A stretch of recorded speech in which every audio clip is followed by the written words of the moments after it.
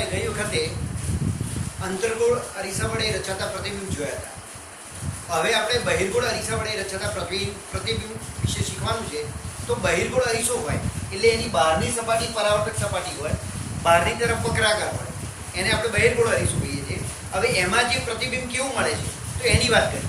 તો સૌથી પહેલા જો અનંત અંતરે વસ્તુ હોય તો અહીંયા માની લો કે અનંત અંતરે વસ્તુ આવે છે, તો ડાબીથી જમણી બાજુ પ્રકાશ આપાત થાય છે, તો એનું પ્રતિબિંબ અરીસાની પાછળ મુખ્ય કેન્દ્ર F ઉપર મળે છે.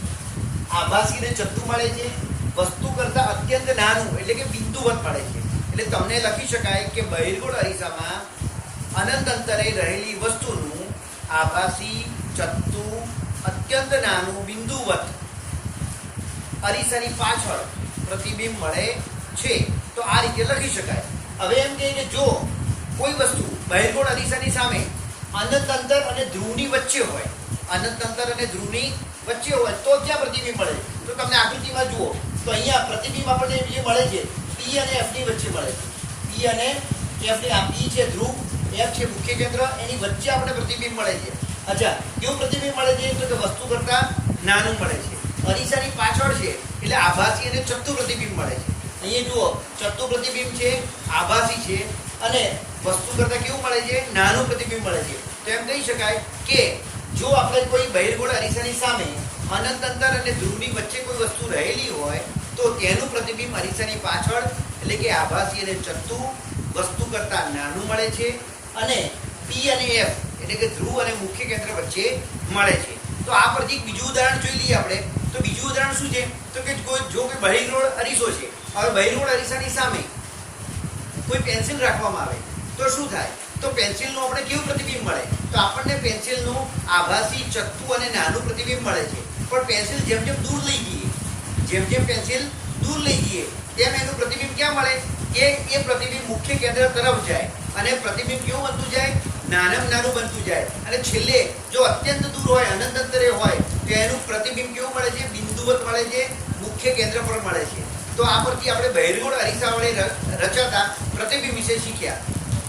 હવે આપણે વાત કરીએ કે બહિર્ગોળ અરીસાનો ઉપયોગ. તો કે એના મુખ્ય બે ઉપયોગ છે. ગઈ વખતે અંતર્ગોળ અરીસાનો ઉપયોગ આપણે શીખ્યા હતા. બહિર્ગોળ અરીસાના મુખ્ય બે ઉપયોગ છે. વાહનના સાઈડ ગ્લાસ એટલે કે સાઈડ મિરરની અંદર બહિર્ગોળ અરીસાનો ઉપયોગ થાય છે. તમે કહો કેમ એમાં થાય છે? તો કે તમે જ્યારે વાહનમાં બેઠા હો, કોઈક વખત તમે ગાડીમાં કે કોઈ બસમાં બેઠા હો, તેને સાઈડ ગ્લાસ તમે જુઓ તો પાછળથી કોઈ ટ્રક આવતી હોય તો ટ્રક કેવી દેખાય છે? તો ટ્રક છે એ ઊંધી દેખાય છે? ના, ટ્રક તો ચતી જ દેખાય છે, પણ કેવી દેખાય છે? વસ્તુ ટ્રક હોય એના કરતાં પ્રતિબિંબ કેવું મળે છે? નાનું મળે છે.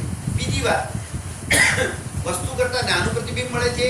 આભાસી અને ચત્તુ છે. કેમ કે ટ્રક હકીકતમાં એટલું નાનું હોતું નથી. તો આવું પ્રતિબિંબ મળવાથી આપણને ખ્યાલ આવે છે કે પાછળથી ટ્રક કે બસ કે કોઈ કાર આવી રહી છે. તો એટલે કે વાહનોના સાઈડ મિરરમાં એનો ઉપયોગ થાય છે. નંબર 1. નંબર 2, મોટા શોરૂમની અંદર, મોટી દુકાનોની અંદર, મોલની અંદર મોટા બહિર્ગોળ અરીસા રાખવામાં આવે છે, જેથી કરીને કોઈ ચોરી કરતું હોય તો એને ત્યાં સ્ટોર કીપર હોય કે મેનેજર હોય એ જોઈ શકે. એને ખબર ના હોય ચોરી કરનારને, પણ જોનારને ખબર પડે કે અહીંયાથી કોઈ વસ્તુ ગઈ છે. એટલે કે એમાં ચોરી થતી અટકાવવા માટે મોટા મોલમાં કે મોટી દુકાનોમાં આવા બહિર્ગોળ મિરર મૂકવામાં આવે છે, જેથી કરીને ચોરી અટકાવી શકાય. તો આ રીતે એના બે મુખ્ય ઉપયોગ આપણે ભણી લઈએ છીએ. હવે આપણે વાત કરીએ તો ગોળી અરીસા વિશે આપણે શીખી ગયા. અંતર્ગોળ અરીસો, બહિર્ગોળ અરીસો. જો કોઈ ગોળ અરીસો છે તો એનું આપણે મુખ્ય કેન્દ્ર, એની પર મળે કેન્દ્ર લંબાઈ એટલે કે F, અને વક્રતા ત્રિજ્યા એટલે કે ધ્રુવથી વક્રતા કેન્દ્ર સુધીનું અંતર, આ બંને વચ્ચે એક ચોક્કસ સંબંધ છે.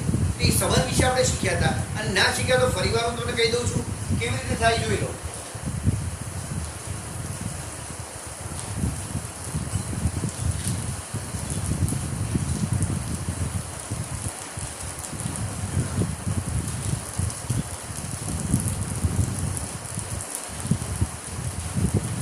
ગોળીય અરીસા માટે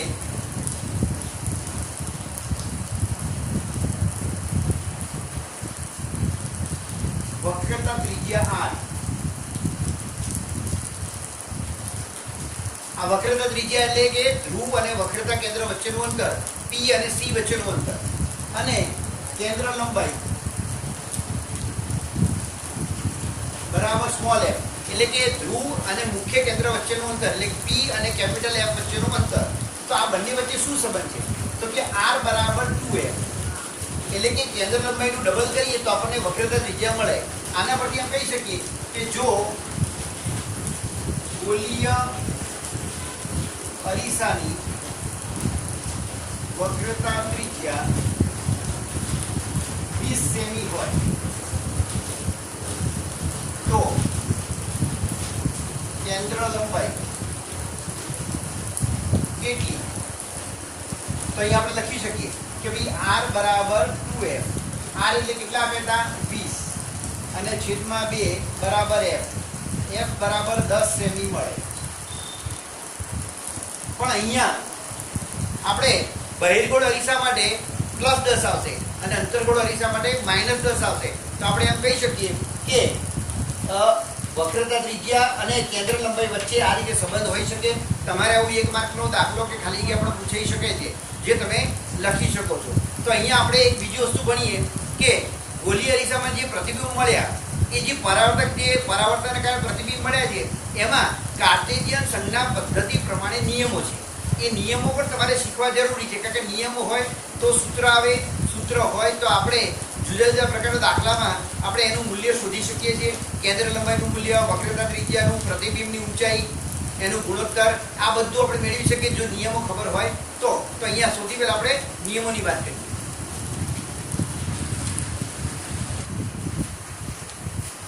ગોળીય અરીસા વડે થતા પરાવર્તન માટે કાર્ટેશિયન સંજ્ઞા પદ્ધતિ. હવે જે આ પદ્ધતિ છે એના નિયમો છે. નિયમો તમને આકૃતિ આવડતી હોય તો તમે નિયમો સહેલાઈથી યાદ રાખી શકો છો અને આકૃતિ સાથે પણ નિયમો લખવાના આવે છે પરીક્ષાની અંદર. તો અહીંયા સૌથી પહેલા જોઈએ કે આ અંતર્ગોળ અરીસો છે, આ અરીસો છે એની આ પરાવર્તક સપાટી છે, આ ધ્રુવ છે, આ mn એની પરાવર્તક સપાટીનો વ્યાસ છે અહીંયાથી. અચ્છા, આ x એક્સિસ છે એ મુખ્ય અક્ષ છે જે કાલ્પનિક હોય છે. હવે આની અંદર શું કહે છે કે વસ્તુ છે જે અરીસો છે એની ડાબી બાજુએ વસ્તુ મૂકવામાં આવે છે, એટલે કે ડાબી બાજુથી પ્રકાશની દિશા આપાત થાય છે. વસ્તુ હંમેશા અરીસાની ડાબી બાજુએ મૂકવામાં આવે છે. ડાબી બાજુથી આપાત થતા પ્રકાશની દિશા હોય છે. કોઈ પણ અંતર માપવામાં આવે એ હંમેશા મુખ્ય અક્ષને સમાંતર અને ધ્રુવથી, મુખ્ય કે અહીંયા ધ્રુવ છે એનાથી જ એનું અંતર માપવામાં આવે છે. એટલે કે ધ્રુવથી વસ્તુનું અંતર, ધ્રુવથી પ્રતિબિંબનું અંતર, આ રીતે માપવામાં આવે છે. હવે એમ કહે છે કે ધ્રુવથી ડાબી તરફના અંતરો ઋણ લેવામાં આવે છે, ધ્રુવથી જમણી તરફના અંતરો ધન લેવામાં આવે છે. વસ્તુ જો ઉપરની તરફ હોય એટલે કે મુખ્ય અક્ષને લંબ હોય, મુખ્ય અક્ષને લંબ હોય તો ધન, અને મુખ્ય અક્ષની નીચેની બાજુ હોય તો ઋણ લેવામાં આવે છે. તો આ રીતે આપણે નિયમ કહી શકીશું. ફરીવાર એકવાર રિપીટ કરું છું કે વસ્તુ હંમેશા અરીસાની ડાબી બાજુ હોય છે, મુખ્ય અક્ષને સમાંતર ધ્રુવથી શરૂ કરીને બધા અંતર લેવામાં આવે છે. જો ધ્રુવથી ડાબી બાજુનું અંતર હોય તો ઋણ હોય, ધ્રુવથી જમણી બાજુનું ધન હોય છે. મુખ્ય અક્ષને લંબ રૂપે ઉપરની બાજુ હોય તો ધન અંતર, નીચેની બાજુ હોય તો ઋણ અંતર લેવામાં આવે છે. તો આ એના નિયમો છે. હવે આપણે અરીસાનું સૂત્ર જોઈએ અને મોટવણી વિશે ભણીએ.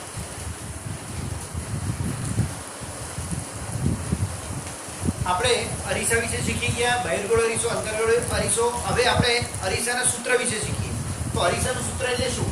તો કે વસ્તુ અંતર એટલે કે ધ્રુવથી વસ્તુ સુધી અંતર એને u કહેવાય. પ્રતિબિંબ અંતર એટલે કે ધ્રુવથી પ્રતિબિંબ સુધી અંતર એને v કહેવાય. એટલે કે u, v અને કેન્દ્ર લંબાઈ f વચ્ચેનો સંબંધ દર્શાવતા સૂત્રને અરીસાનું સૂત્ર કહે છે. અને આ અરીસાના સૂત્ર પરથી તમારે દાખલા પણ આવે છે. એટલે અહીંયા વ્યાખ્યા શું લખાય કે વસ્તુ અંતર u, પ્રતિબિંબ અંતર v અને કેન્દ્ર લંબાઈ f વચ્ચેનો સંબંધ દર્શાવતા સૂત્રને અરીસાનું સૂત્ર કહે છે. એને આપણે આ રીતે લખી શકીએ 1/u + 1/v બરાબર 1/f. u એટલે વસ્તુ અંતર, v એટલે પ્રતિબિંબ અંતર અને f એટલે કેન્દ્ર લંબાઈ. તો આના પરથી આપણે દાખલા ગણવાના આવે છે. હવે ત્યારબાદ વાત કરીએ મોટવણીની. મોટવણી છે શું? તો એકચ્યુઅલી મોટવણી શું છે? તો કે વસ્તુનું જે પ્રતિબિંબ મળે છે એ વસ્તુના કદની સાપેક્ષમાં કેટલા ગણું મોટું કે નાનું છે એ દર્શાવતું સૂત્ર છે. એને આપણે મોટવણી કહેવાય છે. મોટવણીને ઇંગ્લિશમાં મેગ્નિફિકેશન કહેવાય. એટલે મોટવણીને એમ વડે દર્શાવાય છે. એટલે આપણે એમ કહીએ મોટવણી એટલે શું? તો કે પ્રતિબિંબની ઊંચાઈ h' છેદમાં વસ્તુની ઊંચાઈ h, એટલે કે પ્રતિબિંબની ઊંચાઈ અને વસ્તુની ઊંચાઈના ગુણોત્તરને મોટવણી કહે છે. એટલે m બરાબર h' upon h આવું લખી શકાય. હવે જે મોટવણી છે એને વસ્તુ અંતર અને પ્રતિબિંબ અંતર જોડે પણ સંબંધ છે. એટલે મોટવણી બરાબર m બરાબર -v/u પણ લખી શકાય. તો આપણે એ કહી શકીએ કે મોટવણીને આપણે બે રીતે લખી શકીએ છીએ. m બરાબર પ્રતિબિંબની ઊંચાઈ એટલે h' અપોન વસ્તુની ઊંચાઈ એટલે h, એટલે m બરાબર h' h. અને બીજું લખી શકાય m બરાબર -v/u. તો આપણે આ રીતે સૂત્ર બંને લખી શકીએ છીએ. હવે એમ કહીએ કે આભાસી પ્રતિબિંબ હોય, તમે હમણાં કાર્ટેશિયન સંજ્ઞા પદ્ધતિમાં જોયું કે જો કોઈ પ્રતિબિંબ આભાસી હોય, આપણે આગળ અંતર્ગોળ દિશા અને બહિર્ગોળ દિશામાં મળતા પ્રતિબિંબ જોઈ ગયા. મુખ્ય અક્ષની જો ઉપર પ્રતિબિંબ હોય તો ધન કહેવાય, એટલે કે આભાસી પ્રતિબિંબ હંમેશા અક્ષની ઉપર લંબ રૂપે મળે. તો આભાસી પ્રતિબિંબ છે એને ધન લેવામાં આવે છે, વાસ્તવિક પ્રતિબિંબને ઋણ લેવામાં આવે છે. તો કે અહીંયા h' જો આભાસી હોય તો ધન અને ઋણ હોય તો વાસ્તવિક છે એવું કહેવામાં આવે છે. તો અહીંયા આપણે બે વસ્તુ શીખ્યા, બહુ અગત્યની વસ્તુ છે. અરીસાનું સૂત્ર અને વ્યાખ્યા, મોટવણીનું સૂત્ર અને મોટવણીની વ્યાખ્યા, અને મોટવણી કેવી રીતે શોધવામાં આવે છે એની વાત છે.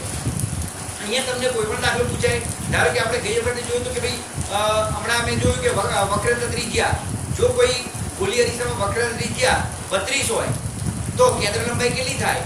તો કેન્દ્ર લંબાઈ બરાબર શું થાય કે 32/2 એટલે 16 સેન્ટીમીટર કેન્દ્ર લંબાઈ આવે. તો આવું પણ આપણે કહી શકીએ. તમને કોઈ પણ સંખ્યા આવી શકે. તમને કીધું કે કેન્દ્ર લંબાઈ 12 છે તો વક્રતા ત્રિજ્યા કેટલી થાય? તો 12 × 24. એ રીતે આપણે ગણી શકાય. એટલે એક વાર પણ આવું પૂછાઈ શકે. અને અગત્યની વસ્તુ છે, નેક્સ્ટમાં આપણે પ્રકાશના વક્રીભવન વિશે, એની વ્યાખ્યા વિશે અને એની જે ઘટના છે એના વિશે આપણે શીખીશું.